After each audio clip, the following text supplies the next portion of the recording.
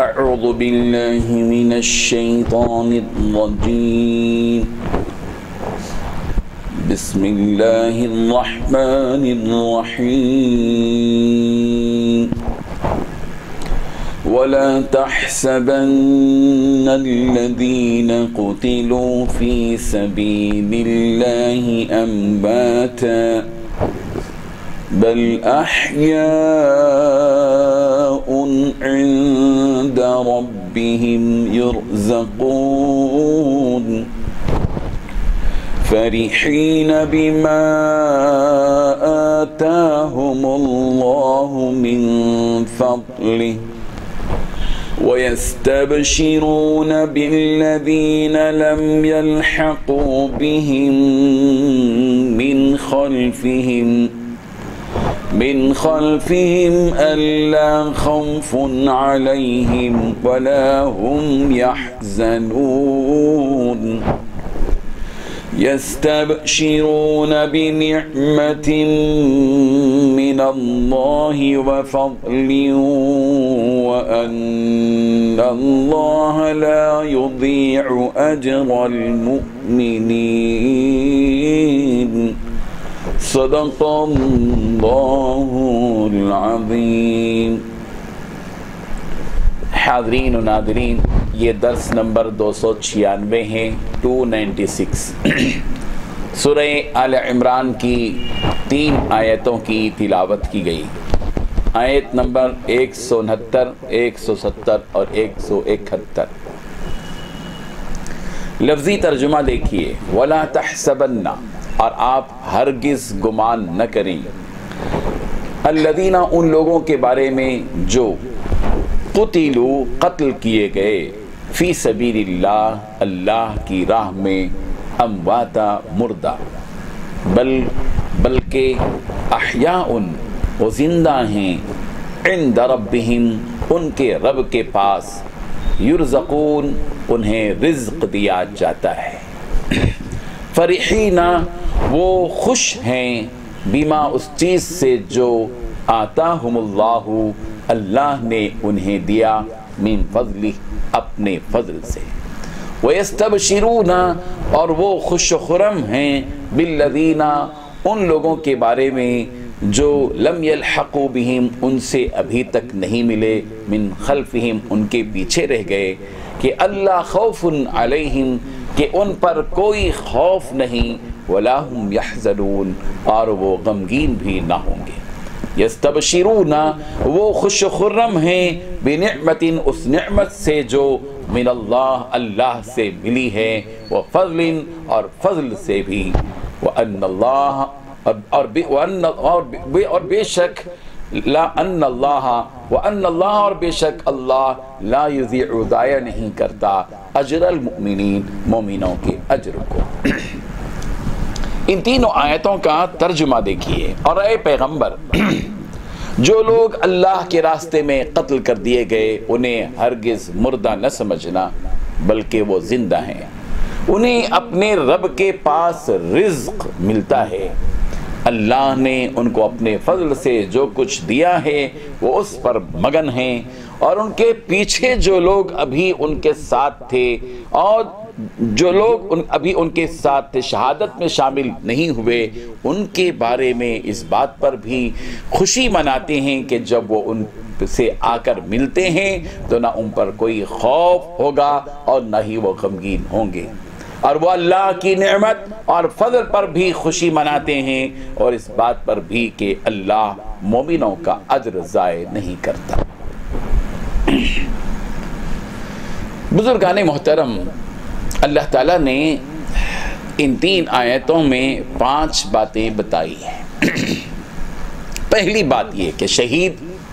کو مردہ خیال مت کرو، بلکہ وہ زندہ ہوتا ہے۔ دوسری بات یہ بتائی کہ شہیدوں کو اللہ کے پاس سے روزی بھی ملتی ہے، وہ اللہ تعالیٰ کی عطاؤں سے خوش بھی ہوتے ہیں۔ تیسری بات یہ کہ یہ شہید اس بات پر بھی خوش ہیں کہ جو لوگ دنیا میں ابھی باقی رہ گئے، ان کے پیچھے وہ جب آئیں گے، شہید ہو کر آئیں گے، تو ان کو بھی وہ نعمتیں ملیں گی جو نعمتیں ان کو دی گئی ہیں، چوتھی بات یہ کہ وہ اللہ کی نعمت اور اس کے فضل سے خوش و خرم ہوں گے۔ پانچویں بات یہ کہ اللہ تعالیٰ مومنوں کا اجر ضائع نہیں کرتے۔ سب سے پہلی بات سوال یہ پیدا ہوتا ہے کہ اللہ تعالیٰ نے یہ فرمایا کہ پیغمبر آپ یہ گمان مت کرو کہ یہ شہید جو شہید ہو گئے، قتل کر دیے گئے،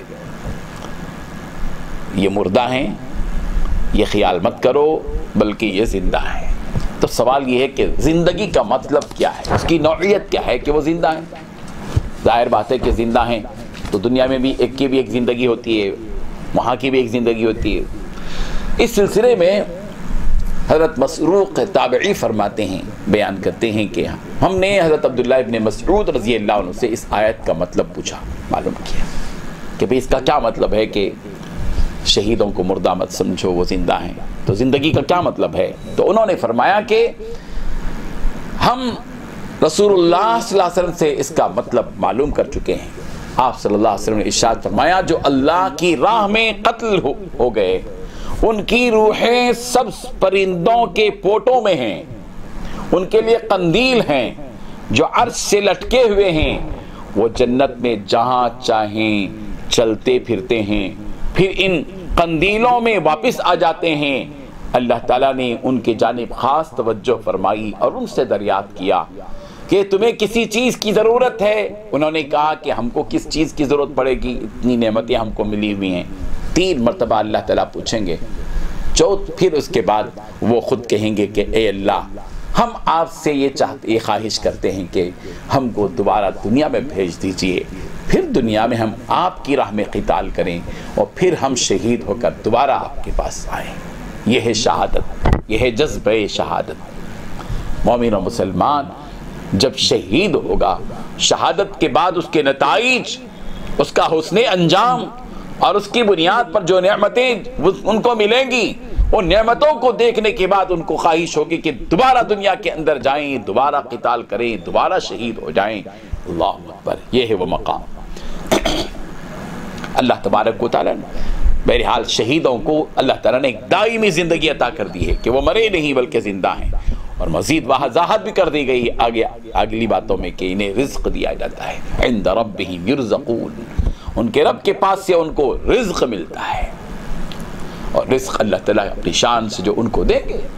وہ دنیا کی 5 سٹار 7 سٹار ہوٹلوں کے مقابلے میں ہزاروں گنا زیادہ ہوگا۔ اس کی کوئی حیثیت نہیں ہوگی وہاں جو اللہ تعالیٰ اپنی شان سے ان کو دیں گے، ان کی مہمان نوازی ہوگی، رزق دیا جائے گا۔ ظاہر ہے کہ زمین اور آسمان کے خالق اور مالک کا دسترخوان ہے جو اس کی طرف سے چنا گیا ہے، تو وہ اپنی شان سے جب ان کو کھلائے گا تو کیا رزق ہوگا، اس کا ٹیسٹ، اس کی لذت کیا ہوگی؟ وہ ایسی لذت ہوگی کہ جس کو کسی آنکھ نے نہ دیکھا ہو، نہ زبان نے چکھا ہو، اور نہ ہی اس کے تصور میں آیا ہو۔ وہ ناقابل تصور رزق اللہ تبارک و تعالیٰ اس کو جنت میں عطا فرمائیں گے۔ ایک اور بات یہ بتائی کہ یہ جو شہید ہوں گے اللہ تعالیٰ کی نعمتوں سے جو کچھ ان کو ملے گا اس کے فضل سے خوش و خرم رہیں گے۔ اور ایک بات یہ بھی وہاں بتائی ہے کہ وَيَسْتَبْشِرُونَ بِالَّذِينَ لَمْ يَلْحَقُوا بِهِم مِّن خَلْفِهِم، کہ یہ جو شہید ایک تو اپنے خود کو جو نعمتیں ملی اس پر خوش ہوں گے، اور دوسری طرف یہ کہ جب ان کے دل میں یہ بات آئے گی کہ جن ساتھیوں اور بھائیوں کو چھوڑ کر وہ دنیا سے آئے، یہاں دنیا سے آئے ہیں آخرت میں، ان کے دل میں خواہش ہوگی کہ ہمارے جو بھائی دنیا میں ہیں اگر وہ بھی نیک عمل کریں گے، وہ بھی جہاد کریں گے، وہ بھی قتل ہو کر شہید ہو کر آئیں گے تو ان کو بھی یہ نعمتیں ملیں گی، اور ان کو کسی قسم کا کوئی غم اور کوئی رنج نہیں ہوگا جب یہ نعمتیں ان کو دیکھیں گے، اور جو شہید ہو گئے کوئی غم اس کا ان کو نہیں ہوگا۔ اور ایک حقیقت ایک بھی بتا دی کہ اللہ تبارک و تعالیٰ کا دستور یہ ہے کہ اللہ تعالیٰ مومنوں کے اجر کو ضائع نہیں کرتے، وَإِنَّ اللَّهَ لَا يُضِيعُ أَجْرَ الْمُؤْمِنِينَ، مومنوں کا جو اجر ہوتا ہے اللہ تبارک و تعالیٰ کبھی اس کو ضائع نہیں کرتے، اکارت نہیں کرتے۔ جتنے بھی اعمال مومن ایک بندہ مومن دنیا میں کرتا ہے، ہم روزہ رکھتے ہیں رمضان مبارک میں، تراویح پڑھتے ہیں، ذکر و اذکار کرتے ہیں، تلاوت قرآن کرتے ہیں، لوگوں کی خدمت کرتے ہیں، اللہ کی راہ میں خرچ کرتے ہیں،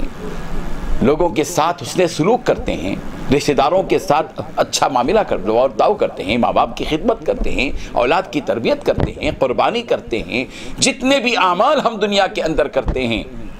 ان تمام کا اجر اللہ تبارک و تعالیٰ برابر دیں گے، کسی بھی نیکی کو اللہ ضائع نہیں کریں گے۔ اللہ تعالیٰ ہم سب کو عمل کی توفیق عطا فرمائے۔ وآخر دعوانا ان الحمدللہ رب العالمین۔ لا إله إلا الله، لا إله